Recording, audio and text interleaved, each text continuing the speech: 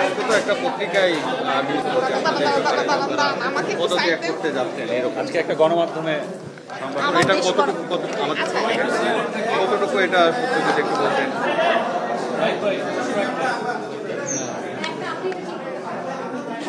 না, আমি এটা আমার নজরে এসেছে, সোশ্যাল মিডিয়াতে দেখেছি, বাট পত্রিকা আসলে কোন উৎস থেকে এটা বলা হয়েছে এটা কিন্তু আসলে পরিষ্কার করে নাই আসলে।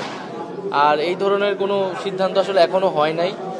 হ্যাঁ, এবং এটা এরকম যদি হয় সেটা আমরা নিজেরাই এটা বলবো, এবং রাজনৈতিক দলে অংশগ্রহণ করার মতো পরিস্থিতি হইলে আমরা সেটা সরকার ছাড়ার সিদ্ধান্ত নিলে আমরা এটা আনুষ্ঠানিকভাবে বলবো। সেরকম কোনো সিদ্ধান্ত এখন পর্যন্ত আমার জায়গা থেকে বা আসিফের জায়গা থেকে আমি যতটুকু জানি যে এরকম হয়নি।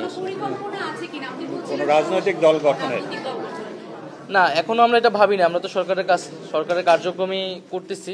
তো এই আলাপটা আসছিল যখন আসলে রাজনৈতিক দল থেকে বলা হচ্ছিল যে সরকারের থেকে রাজনৈতিক দলে অংশগ্রহণ, তখন আমি বলেছিলাম যে কথার প্রেক্ষিতে যে নতুন রাজনৈতিক দল হোক বা অন্য কোনো রাজনৈতিক দল হলুক, আমরা সরকারে থাকা অবস্থায় সেটার সাথে সংশ্লিষ্ট হব না। এখন পর্যন্ত আমাদের এরকম কোনো সিদ্ধান্ত বা পরিকল্পনা আসলে হয় না। তাহলে উপদেষ্টা মহোদয়, যে বিষয়টা জানার ছিল, যে নিউজটা আপনি বস্তুনিষ্ঠ সংবাদের কথা বলেছেন, গণমাধ্যমের স্বাধীনতার কথা বলেছেন একটু আগে, তো বস্তুনিষ্ঠ সংবাদ এবং সবকিছু মিলিয়ে আজকে যে পত্রিকায় যে নিউজটা আসছে, তাহলে কি এটা ভুল তথ্য ছিল কিনা একদম?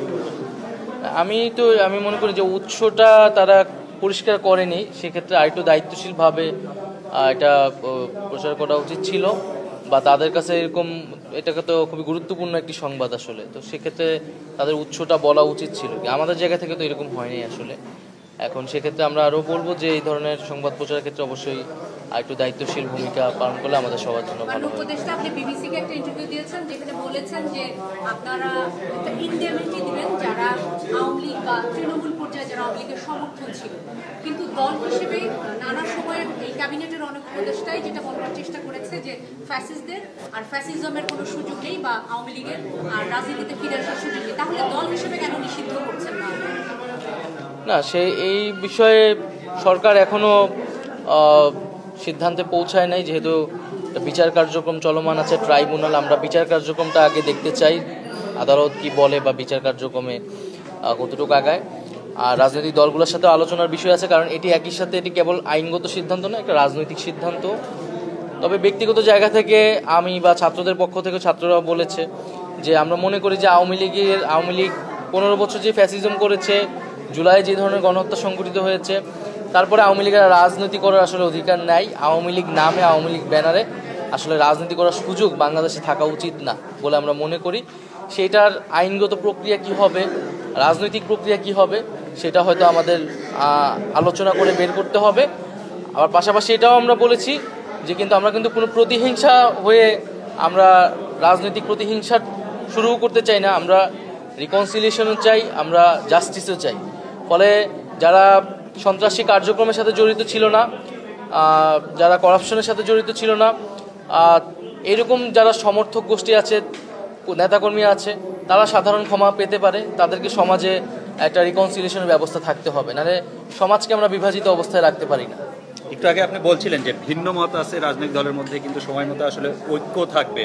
যেমন এই জুলাই প্রোক্লামেশনের কথাই যদি বলি, সেটা আসলে এখনো হয়নি। তো এই সব বিষয় নিয়ে আপনারা কি আলোচনার মধ্যে আছেন কিনা? সেই জায়গায় আপনাদের দেরি হচ্ছে যেহেতু, সেটার আসলে কারণটা কি, মানে কোন জায়গায় আটকে আছেন বা রাজনৈতিক দলগুলোর সাথে? আমরা তো আলোচনায় আছি এবং সরকারের জায়গা থেকে সরকারের সম্পূর্ণ প্রস্তুতিও আছে। এখন এটা রাজনৈতিক দল বিএনপি এখানে দেরি করতেছে বা তারা একটু সময় চাচ্ছে, তো আমরা সেই সময়টাও তাদেরকে দিয়েছি। এখন দেখা যাক তাদের উত্তরটা কি আসে। কিন্তু আমি মনে করি যে এটা ছাত্রদের জায়গা থেকে এটা প্রথমে এককভাবেই ঘোষণার সিদ্ধান্ত ছিল। যখন রাজনৈতিক দলগুলো এটার অংশীদারিত্ব হতে চেয়েছে, তখন সরকার নিজে একটা উদ্যোগ নিয়েছে জাতীয় ঐক্য রক্ষার স্বার্থে।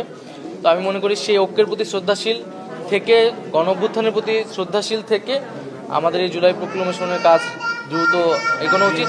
সরকারের জায়গা থেকে কিন্তু সরকার যে কোনো প্রস্তুতি, সব ধরনের প্রস্তুতি নেওয়া হচ্ছে। সময় বেঁধে দিয়েছেন নাকি বিএনপি যে কোনো সময়? তারা বলেছে তারা দ্রুত সময়ের মধ্যে, তাদের একটা মিটিংও হয়েছে যে তারা কিছু নীতিগত সিদ্ধান্ত নিয়েছে। আমরা হয়তো দেখবো আর কয়েকটা দিন, তারপরে হয়তো এটার আনুষ্ঠানিক বক্তব্য আমরা সরকার বক্তব্য দেওয়া হবে। মাননীয় অনেক উপদেষ্টা- বলে ফেলছি।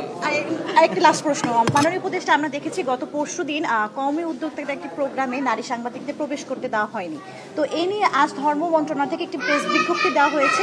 তো সেখানে লেখা হয়েছে যারা এর বিরোধিতা করে পোস্ট দিয়েছে সেটা একটা উদ্দেশ্য প্রণোদিতভাবে পোস্ট দিয়েছে। তো এই বিষয়ে আপনার কি মনে হয়? আপনি তো যেহেতু কিছুক্ষণ- এই মন্ত্রণালয়ের মন্ত্রী আর কি, তথ্য সম্প্রচার, আমি বিষয়টা মানে অবগত নই এই অর্থে, তাই এই জন্য আমি এই মুহূর্তে কমেন্ট করতে পারতেছি না।